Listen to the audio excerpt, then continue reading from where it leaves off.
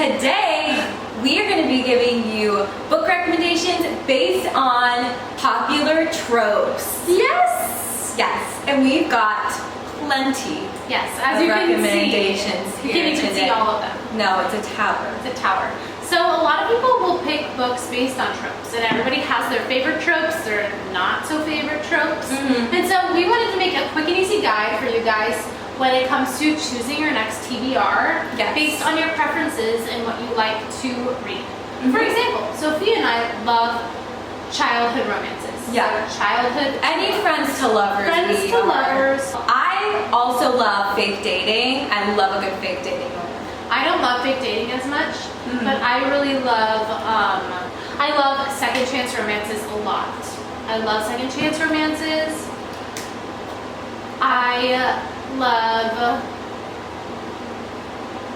trying to think, like Best Friend's Brother is super fun to me. I like that. Like, I like a little bit mischievous romances. So where it's not supposed to happen, but you want it to. For sure. It's my favorite. Okay. So should we get started? Yeah. Awesome. So we're going to start off with our first trope, which is friends to lovers. Because it's our thing. Okay, let's pull our books out. So first one we have is People We Meet on Vacation by Emily Henry, one of our favorite books. It's so cute. It's so good. So these are two friends, Alex and Poppy. They are friends during college, and then they kind of have a falling out, and then they get back together to have one last summer vacation and hopefully reconcile as friends and maybe more. So, read it. And then next we have Well Matched. And you guys know how much I love this book. I love this book. And I really need to read the other ones because I still haven't. And it's been on my TBR. It matches your shirt. Wow. Cute. It's meant to be. Anyway. Next we have Childhood Best Friends Lovers, which is the best. It's so in my opinion. It's so cute. So for our first recommendation and the ultimate childhood friends to lover book of all time, I think. Yes. Is Love in Other Words by Christina Lauren. You guys know we love this book. It's so cute. It's basically about this boy and girl who meet at like their lake houses during the summer, and they become really close friends because they both love reading. Couldn't get any cuter. Gonna get any better. And then they also have a falling out. Right. And then they have to meet again for some horrible circumstance. So it's also a second chance romance. Yes, we'll get to that. Duo. It's a duo, but it's literally one of the best romances ever. So yes. And bouncing off of that, Every Summer After, basically the same thing, but with little differences here and there. It's basically the same book. I really loved it because I really loved Love in Other Words, and I just wanted the same book again. So if you want the same book again, here. But it is second string. Yeah. It's really, really good, but not as good as Love in Other Words. So if you don't want to read the same book twice, choose Love in Other Words. I agree. And then we have Everyone Knows The Summer I Turned Pretty. This is like one of the other most popular childhood friends to lovers because there's two childhood friends to lovers.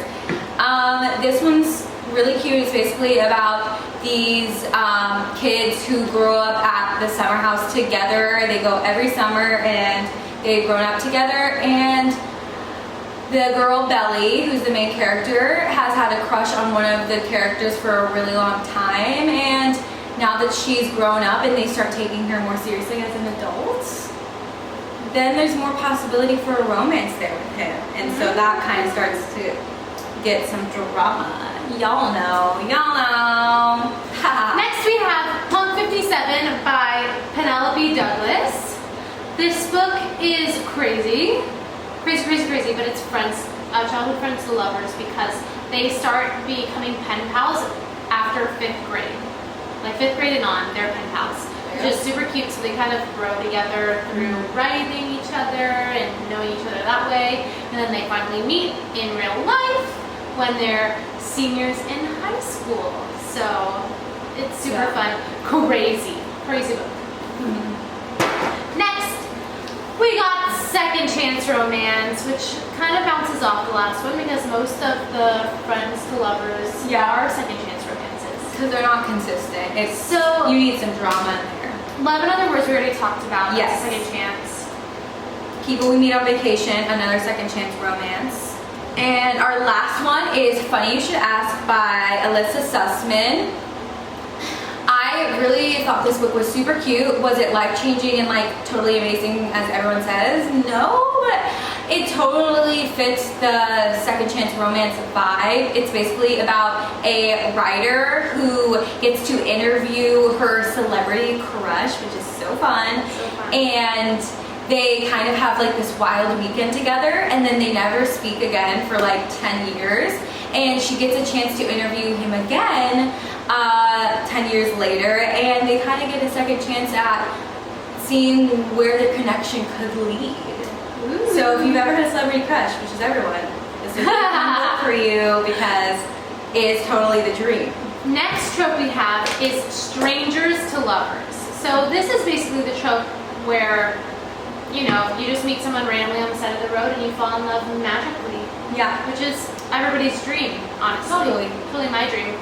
Can you imagine going to a coffee shop and someone just coming up to you and being like, hey? Yeah, that's everyone's dream. Like, I'm always like, I see someone cute. I mean, I have a boyfriend, but like, just enjoy. I have a boyfriend, guys. I have a boyfriend, so I don't dream like this anymore. But, you know, when I didn't have a boyfriend, I would always be like, oh my God, I see that cute boy. Maybe he's my husband. Yes. And I'm like making the eyes and like talk to me, and then he walks away from like, wasn't him. So the first one I have is My Killer Vacation. So he is the investigator on the crime that happens in this book. So she just runs into him like, oh, he's just this random investigator they're meeting. But he's hot. He's hot though. He's hot though.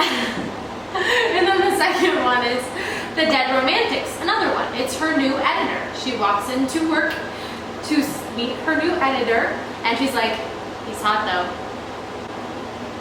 Hot people. Hot people that are strangers are fun. Okay, next we have enemies to lovers. Now, I do like this when it's done well. Like, they have to be enemies, but like for a good reason, because if they're just like hate each other, I'm like, why do they suddenly love each other? I typically do not love this trope. This is one of my least favorite tropes. I don't really love it. It has to be very motivated. Because why?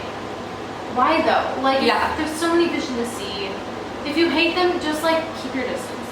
So I only have one of these, which is Boys at Brayshaw High. When she first moves in, they don't like her. She's an outsider, and she talks back to them. So they're like, ew, why do you do that?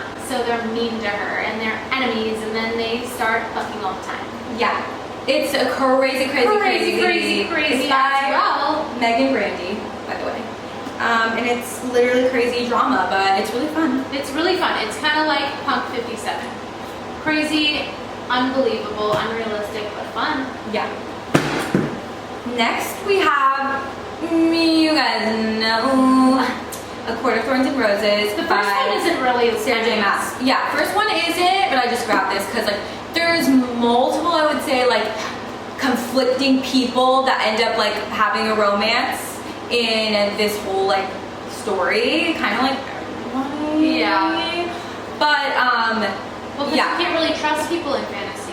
No, everyone's like, don't trust. I don't know if you're like my enemy or you're my friend. So they kind of all like butt heads, and then they end up falling in love. But if you like that, I think this is a good one for that. And then I have Red, White, and Royal Blue by Casey McQuiston. This isn't like, they start off as enemies, but it like doesn't really last very long. But weak enemies. It's a weak enemies to lovers, but they do start off as enemies. Like they do not like each other, but it like goes away pretty fast once they're both like, actually I kind of like you, and they're like, okay, this is why we were enemies for long. Anyway, it's really cute, and they kind of play around with the enemies thing even after they like each other. Like they like tease each other with it. So it's I just finished this book and I just thought it was so sweet. I hate this trope. I hate this trope too. Grumpy Sunshine. Just stop living your life this way. Why are you a grump? Why do you have to act like this? I'm never gonna date a grumpy guy. I can't. No, That's so grumps. boring. So boring, and also like I don't want to read about you just like complaining all the time. and also being rude to everybody else but the girl. I'm like, that's not attractive to me if you're rude to everyone. No. It happened one summer, and I honestly think this is why I didn't like this book that much. Because it was Grumpy Sunshine. Because it was Grumpy Sunshine, and he was such a. They literally called him like the mean one. That was his nickname. Like the mean one. I don't like that. Hello? Why would you want to date someone that's mean? Yeah. They start talking, and he's mean to her, and she's like, "You were so mean to me." Huh? Then why did you date him? Then why do you like him, girl? We also put The Summer I Turned Pretty because y'all know Conrad. He is the ultimate grump. The reason why I don't like Conrad is he's so obnoxious. Yeah, he kind of has a reason, but I didn't want him for her. Okay, but Jeremiah also had a reason. Well, was he a grump? Yeah. No. Next we have brother's best friend or best friend's brother trope. And I just read this one. This is where good girls go to die. There is not enough of this trope. I love this trope. I think it's so sexy.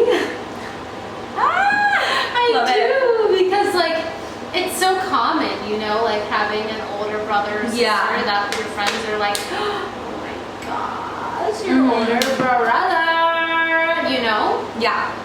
So I feel like there should be more of this trope. This is the next trope. Right now, the big one is like fake dating, I think, that all the authors are writing about. I think this should be the next one. Best friend's brother. I really love it. Anyway. Next we have rivals to lovers. So this is similar to enemies to lover, and this is one I actually like more than enemies to lovers. Yeah, because it feels like it has a reason. Exactly. And it's like most of them don't hate each other as a person. It's just that they need to win. You know, they're in competition. So it's not a real hatred. It's just like you're trying to get the same thing I'm trying to get. Yeah. So I need to be better than you. So I'm starting off with Betrayed. So the reason why they're rivals is because they are both they're both authors, and they both want to write the best-selling book, and they actually have a little competition in the book, which is so fun and so cute. This is by Emily Henry, tried and true, always writes a good book, super fun. Yes. We have another Emily Henry, duh. This is her newest release, Book Lovers, and basically it's about a publishing agent and a editor who are both working on the same book, but they disagree about how it could be perceived and how popular it could be. And so they kind of butt heads on that, and it kind of creates a rivalry between them. And then they meet again in this small town where the book that they disagreed about takes place. And so it's like, what is he doing there? He didn't like the book, and then you'll have to see what happens. Then lastly, I Kissed Shara Wheeler. So this book, I wouldn't even call it romance, because really no romance happens until like the very, very, very end of the book. But the whole basis on the book is that the two leads are rivals, and they both want valedictorian. And so Shara Wheeler creates this whole adventure for them to go on to try to distract the lead. And so it's super fun, it's super adventurous. I told Sophia I probably would have loved this book if I read it when I was like 18. I was a little bit old to read this, so take that with a grain of salt. But it's super fun, super cute rivals to lovers. The next trope is going to be fake dating, which everybody knows right now is so popular. I love fake dating. So many authors are writing about like fake dating books. So it's super fun. Yeah, because you're always forced into like certain situations they don't want to do, but they do, and you're like, the reader knows they do, and you're like, they have to do this, and you're like, I'm living for it. I'm living for it, because they are living for it, but they can't say it. Yes. Yeah. It's fun. Okay, first one is The Love Hypothesis by Ali Hazelwood. This is about a girl who was dating this one boy. Her best friend starts to like him, and her best friend starts dating him. To convince her best friend that she doesn't like that boy anymore, she kisses the first boy she sees, and it ends up being one of the professors at her school. And so they end up fake dating to convince her friend that she's okay with her dating the boy because she really wants her to be happy. And then you'll have to see what happens from there. The next one I have is the Soulmate Equation. So basically, they are paid to start dating so that it's good for the company. And this is by Christina Lauren, my fave, love her. I love you, girly. And basically are paid to give it a try, to give it a shot. So they are forced to start dating even though it's not just their choice. Okay, next. This is one of those books. Do not judge a book by its cover. Okay, everyone? I read this for the podcast because I thought it was going to be bad and it ended up being really cute. Okay, here we go. To All the Girls I Loved Before, I know, by Fenna Edgewood. If you love Bridgerton, you will love this book. It's based in that kind of time period. And this is basically a fake fiance to lovers. So even one step ahead. Oh yeah. And it's just really cute, and the guy in this book is the absolute dream. Next we have The Honeymooners by Christina Lauren. This one is so cute. They basically have to fake that they're dating to go on a honeymoon vacation that her sister and her fiance were not able to go on because they get food poisoning. Yeah. So they have to fake that they're married and that they're going on their honeymoon, and they hate each other. This is also an enemies to lovers as well. Yeah. So it's a double doozy, super fun, super funny, a tried and true cutesy Christina Lauren book. Okay, next we have Partners in Crime. Now this is for you girlies who love a little edge to your romance, and we love a good boy who supports us in our very interesting endeavors. Okay, yeah. So first we have A Good Girl's Guide to Murder by Holly Jackson. Now this is not a romance, I would say, but there is a romance in it, and there is totally a boy that dates our main character, Pip. Pip! Yeah, her name's Pip. Who dates Pip, who definitely supports her in her crazy endeavors to solve murders. So she's a high schooler who ends up being like this Nancy Drew character who's starting to solve a murder case that has been unresolved in her town. And the romance aspect just grows from there because it's a series. So amazing. And then next we have the Mindfuck series.